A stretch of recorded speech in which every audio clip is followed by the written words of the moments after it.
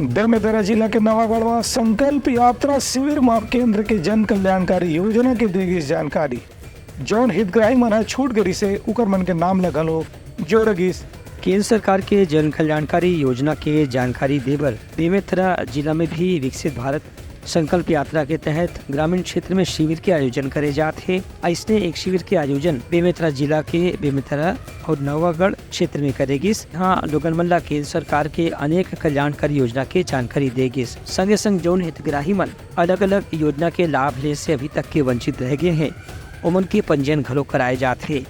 इस शिविर में अलग अलग विभाग के स्थानीय अधिकारी मन की ड्यूटी लगाए गए है, जेमन स्थानीय लोगन मन ला केंद्र सरकार के विकास और कल्याणकारी योजना के विस्तार से जानकारी देवत हैं। इस संबंध में खास तौर से प्रधानमंत्री आवास योजना, उज्ज्वला योजना, किसान सम्मान निधि योजना, प्रधानमंत्री अन्न योजना के तहत जौन भी हितग्राही मन छोटे हैं, उमन के पंजीयन प्राथमिकता के आधार पर करे जाते।